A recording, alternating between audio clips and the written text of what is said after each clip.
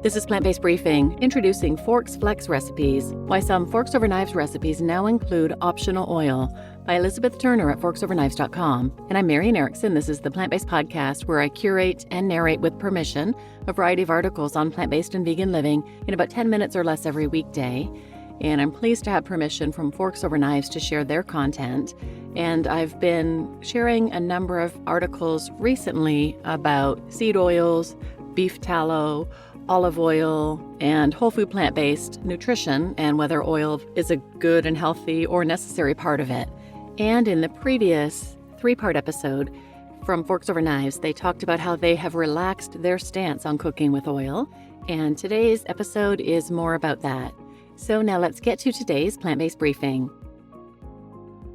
Introducing Forks Flex Recipes, Why Some Forks Over Knives recipes now include optional oil, by Elizabeth Turner at forksoverknives.com. Since our founding in 2011, Forks Over Knives has followed the guidance of whole food plant-based pioneers Caldwell B. Esselstyn, MD, T. Colin Campbell, PhD, and Dean Ornish, MD, who advise heart disease patients to avoid all added oils, even olive oil, because they're highly refined, calorie-dense, and stripped of most nutrients other than fat. Until now, Forks Over Knives recipes have always been oil-free, but not all whole food plant-based experts agree that it's necessary to avoid oil to reap the benefits of the diet. We also recognize that a strict no-oil stance can deter newcomers from adopting or even trying a healthy plant-based lifestyle. Our mission is to help people embrace a diet rich in whole plant-based foods, whether or not that includes small amounts of oil. What are Forks Flex recipes? To keep in step with that mission, we're introducing Forks Flex recipes into our recipe collection. Like all Forks Over Knives recipes, every Forks Flex recipe is built around whole or minimally processed plant-based ingredients. The difference is that a Forks Flex recipe will include a modest amount of optional oil, usually extra virgin olive oil.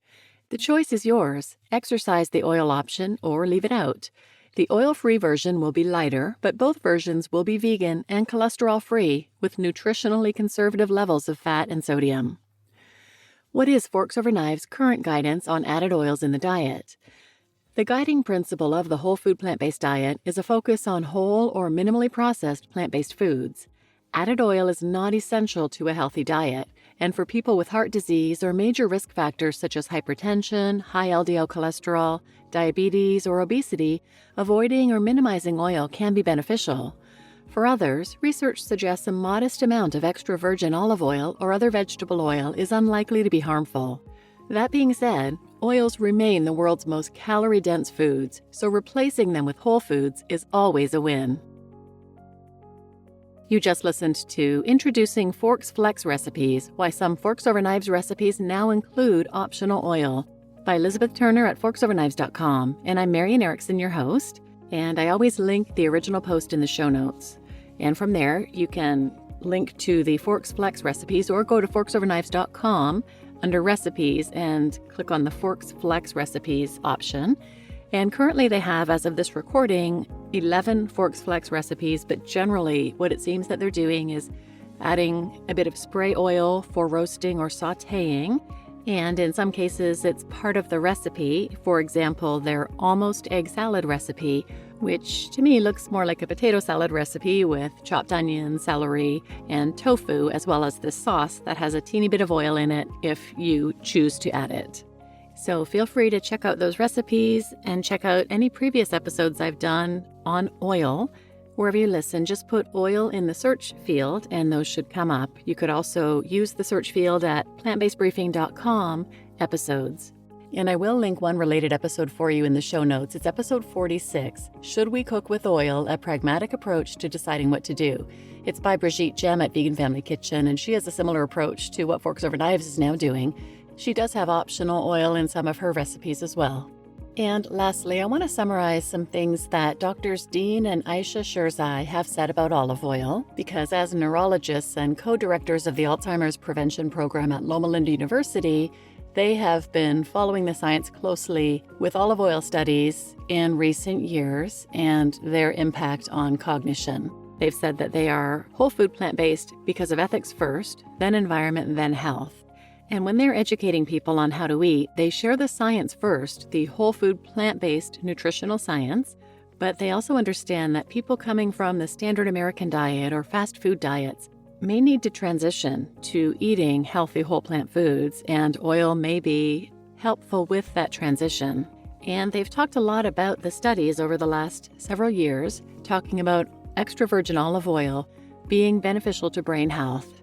I'll link to a couple of podcast episodes they appeared on. One is The Proof with Simon Hill, where he asked, can olive oil be part of a brain healthy diet? And they essentially said that when looking at dietary patterns involved with improved cognition, like the Mediterranean diet and the Mind diet, olive oil was a part of it. Was it because of the replacement phenomenon, though, that it replaced unhealthier saturated fats like butter, lard? Or is it because of its innate quality of having high polyphenols and other anti-inflammatory and antioxidant effects? It seems like the polyunsaturated fats and polyphenols do play a part in brain health, but more studies are needed. And there were several limitations in the studies that are out there currently, including some bias and different things like that. But they say that despite the limitations, the major takeaway is still significant, that incorporating vegetable liquid cooking oils like olive oil to one's diet could be beneficial for brain health, particularly if you're replacing some saturated fats with these healthier fats found in olive oil, avocado oil, etc. That can lead to a lower risk of dementia, according to the current studies. But they talked about how it's difficult to know where your olive oil is coming from.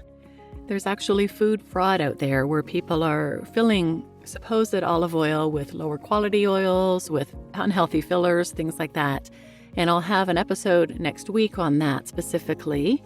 But to prevent your olive oil from going rancid too quickly, they suggested a couple of tips. One, look at the date of harvest. Don't store it where it can be exposed to light. Ensure it's tightly closed because it can get oxidized when exposed to air. And don't keep it near heat, like don't keep it next to your stove as well. And they said buy it as close as possible to where you live, it'll likely be fresher. They also did mention that the newest data is saying that it may be okay to cook with olive oil, where previously we'd just heard that it didn't have a high enough smoke point. That may only be related to electric cooking, not open flame like gas stoves. But the science is always evolving and changing. And in a podcast episode with Rip Esselstyn on the Plant Strong podcast, he asked about olive oil as well, and they said that the campaign for drinking olive oil for health is nonsense, which I hadn't heard about. But even with the studies that are published now, they say there is no evidence that extra virgin olive oil being added to the diet is necessary for brain health. But they say people do cook, and most use some sort of fat to cook. And if they switch from a saturated fat to a polyunsaturated fat, studies show they do better. And all this shows us, they said, how important it is to lower our saturated fat intake. Data shows that saturated fat increases LDL, which increases cardiovascular disease, which increases chances of Alzheimer's disease. The data is so strong that the word cause is used. Saturated fat causes cardiovascular disease, for example. And switching from lard, butter, animal fats to polyunsaturated fats improves your outcomes because they don't increase LDL. And regarding the anti-inflammatory effects, if you consume greens and intact olives, you might get more anti-inflammatory effects instead of drinking extra virgin olive oil. And regarding energy consumption, they said if you don't need more calories, if you're on the verge of developing metabolic syndrome like obesity, high blood pressure, high sugar levels, high LDL, etc., which about 50% of the population is, the addition of more calories is unnecessary. But for others, they say, who are not at risk of metabolic syndrome, the addition of a little bit of extra virgin olive oil may not harm them. And heart disease patients, however, should not have any oil. They should get their nutrients from healthier fats like olives, avocados, other sources.